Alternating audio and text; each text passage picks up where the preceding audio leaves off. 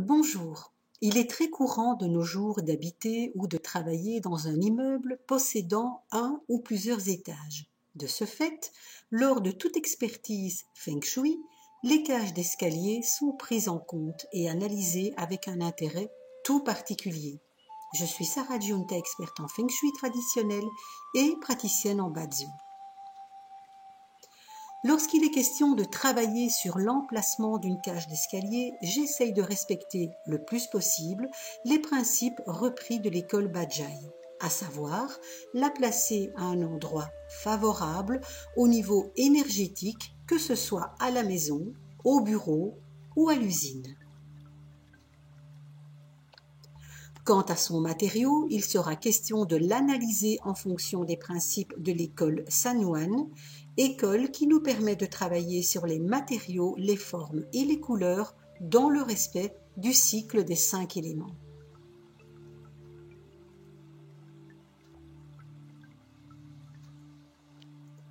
Si vous avez un jour le projet de construire votre habitation en faisant appel à un expert en Feng Shui traditionnel, sachez que celui-ci vous conseillera d'agencer votre escalier dans un endroit bien précis de votre lieu de vie.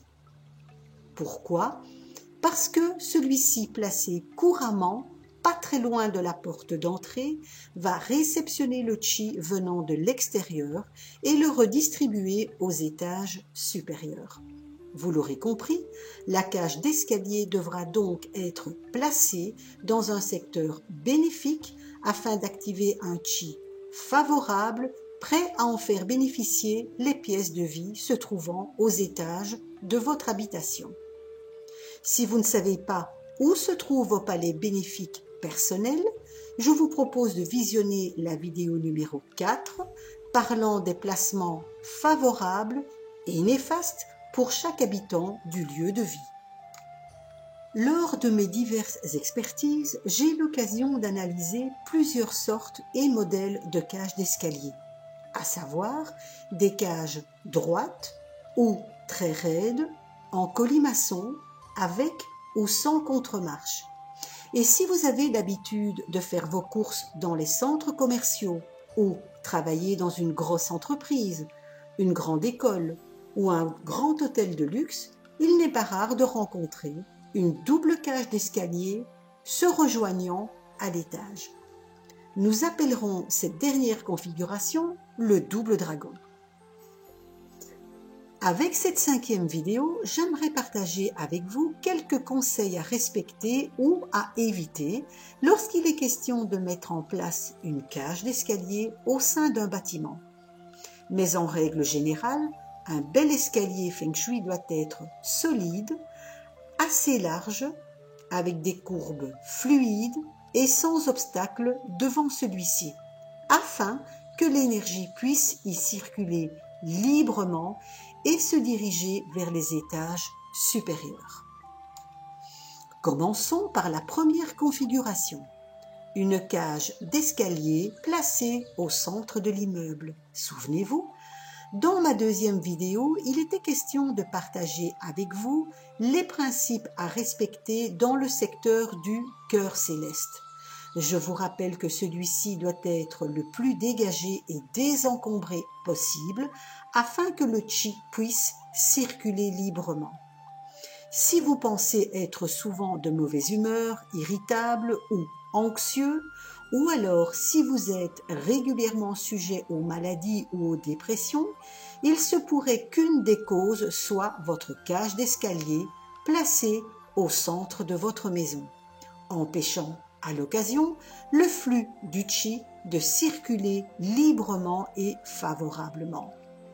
À savoir que les désagréments peuvent être encore plus problématiques au niveau de votre santé s'il est question en plus d'un escalier en colimaçon, celui-ci donnant l'image d'un tire-bouchon perçant le centre de la maison.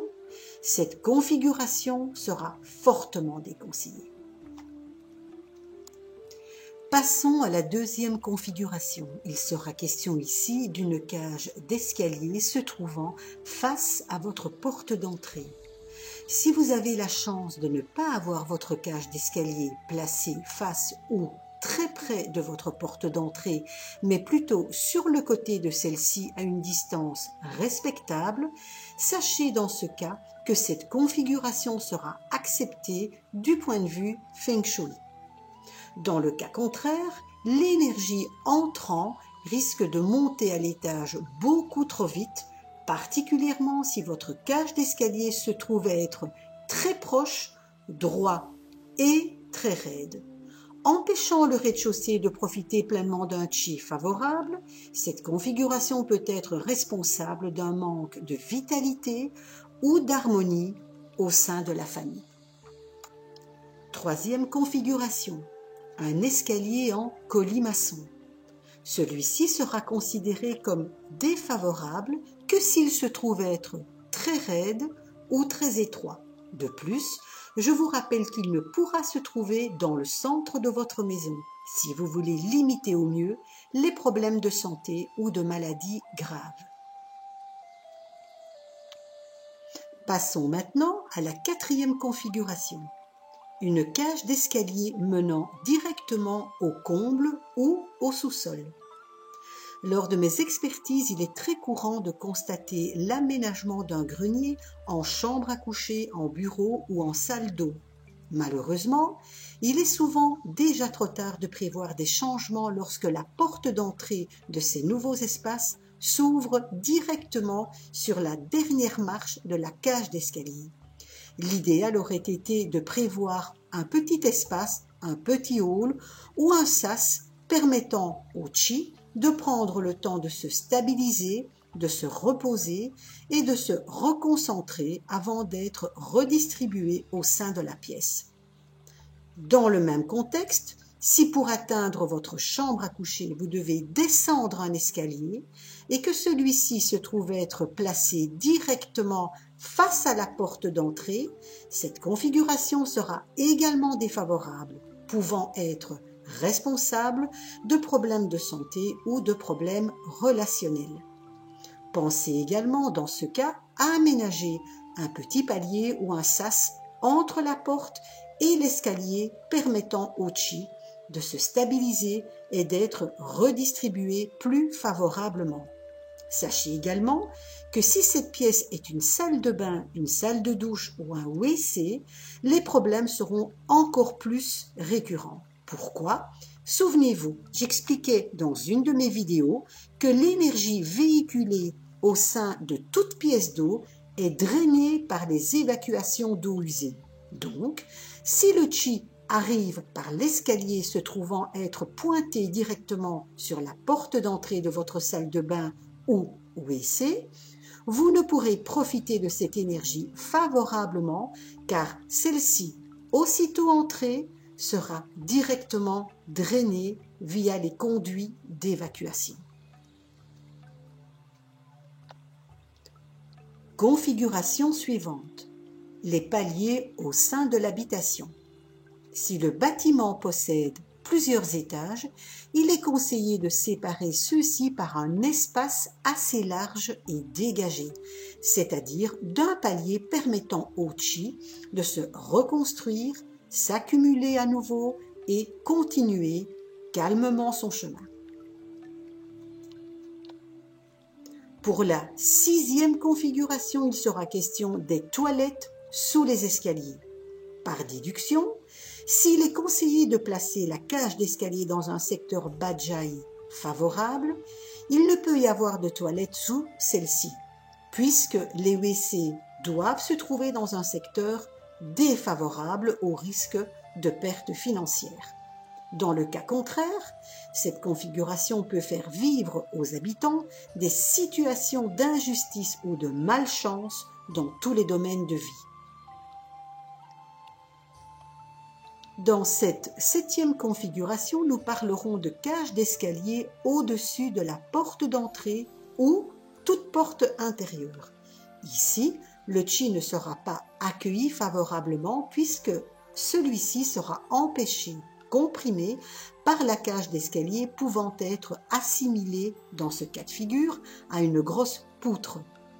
En manque de chi, cette configuration peut également engendrer un manque d'énergie, de vitalité ou d'harmonie au sein de la famille. Avant-dernière configuration, 2 cages d'escalier menant au même palier. Celle-ci, appelée double dragon, sera plutôt réservée aux grands espaces pour cause de division du chi prenant chacun une direction différente. Arrivé au niveau de l'étage supérieur, l'énergie divisée au préalable pourra circuler et être accueillie par les pièces situées à gauche et à droite de cet espace de vie. Toutefois, ce double dragon ne pourra se trouver face à la porte d'entrée car le chi, aussitôt entré, ressortira aussi vite. Et pour terminer, nous parlerons des contre-marches. À titre personnel et particulièrement si des enfants vivent au sein de l'immeuble, je pense que pour une question de sécurité, une cage d'escalier sans contre-marche est fortement déconseillée. Au niveau du chi et donc si l'on veut respecter les principes du feng shui traditionnel, une cage d'escalier sans contre-marche peut entraîner une perte énergétique au sein du rez-de-chaussée. Le passage du chi n'étant pas fluide, il s'éparpille dans tous les sens. Et même si ce cas de figure n'est pas comparé à un shashi, et donc à une mauvaise énergie, cette configuration sera malgré tout non recommandée. Voilà, c'est sur ce dernier conseil et principe Feng Shui que je vous donne rendez-vous dans une prochaine vidéo. D'ici là, je vous propose de vous abonner à ma chaîne, de liker et de me laisser un commentaire sous cette vidéo. Pour plus de renseignements ou d'autres questions, je vous propose de visiter mon site web, ma page Facebook et de vous abonner à ma newsletter. Je vous dis à très bientôt et prenez bien soin de votre maison.